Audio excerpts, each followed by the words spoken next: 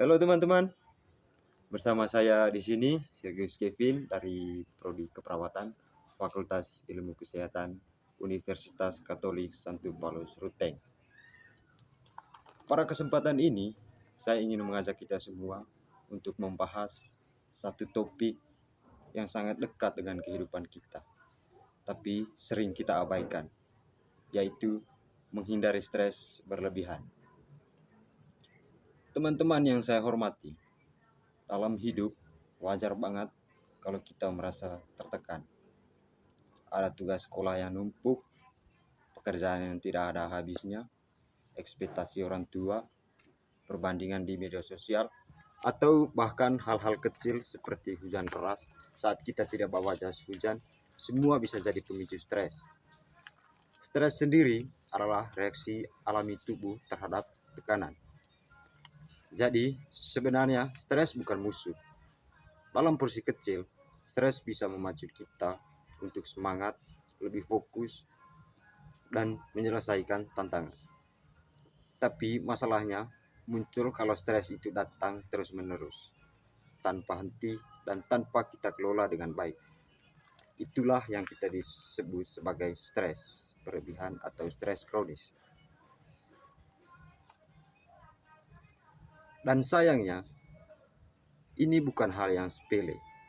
Stres berlebihan bisa mengganggu tidur, konsentrasi, suasana hati, bahkan kesehatan fisik kita. Kita jadi gampang lelah, gampang marah, bahkan bisa kehilangan semangat hidup. Dan bagaimanakah cara kita menghindari stres berlebihan? Tenang, stres itu bukan akhir dari segalanya. Kita bisa kok belajar untuk mengelola stres agar tidak berlebihan. Berikut beberapa hal yang bisa kita lakukan. Yang pertama, kenali pemicunya. Setiap orang punya pemicu stres yang berbeda. Coba kita tanya ke diri sendiri, apa sih yang bikin kita merasa capek akhir-akhir ini? Apa yang membuat kita jadi kehilangan semangat? Semakin kita mengenal sumber stres, semakin mudah kita mencari solusinya. Yang kedua, atur waktu dan beban kerja. Kadang kita stres bukan karena tugasnya terlalu banyak, tapi karena kita suka menunda. Deadline mendekat, panik meningkat. Coba mulai buat to-do list sederhana setiap hari dan kerjakan hal penting terlebih dahulu. Yang ketiga, berani bilang tidak.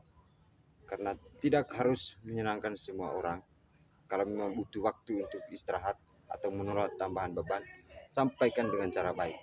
Itu bukan egois, tapi bentuk menjaga kesehatan mental kita. Yang keempat, luangkan waktu untuk istirahat, seperti tidur cukup, makan enak, mendengarkan lagu favorit, atau sekedar jalan-jalan sore bisa jadi bentuk perhatian ke diri sendiri. Yang kelima, ceritakan ke orang yang dipercaya. Kadang kita merasa sendiri, padahal sebenarnya ada banyak orang yang peduli. Jangan takut untuk curhat. Bercerita itu bukan tanda lemah, tapi justru tanda bahwa kita berani untuk menghadapi masalah dengan sehat. Yang keenam, olahraga dan jaga pola hidup sehat.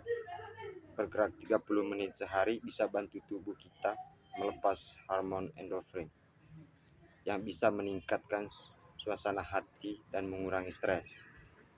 Yang ketujuh, dekatkan diri kepada Tuhan. Saat semua terasa berat, jangan lupa ada kekuatan yang lebih besar dari kita. Berdoa dan merenung bisa jadi penguat luar biasa saat dunia terasa tidak bersahabat. Teman-teman yang saya cintai, hindari stres bukan berarti kita menghindari tanggung jawab atau masalah. Tapi ini tentang bagaimana kita menjaga keseimbangan agar tetap waras, tetap bahagia, dan tetap punya semangat untuk menjalani hari-hari kita. Ingat, kita bukan robot.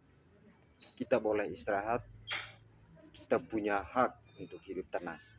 Dan yang paling penting, kita tidak sendirian. Mari kita mulai dari hal kecil, dari diri sendiri. Dengarkan tubuh dan hati kita. Kalau lelah, istirahat. Kalau butuh teman, berceritalah. Dan jangan sungkan untuk mencari bantuan kalau memang sudah tidak sanggup sendiri. Sekian dari saya hari ini. Semoga bisa bermanfaat dan menjadi pengingat lembut bahwa menjaga diri sendiri adalah bentuk tanggung jawab, bukan egoisme. Terima kasih.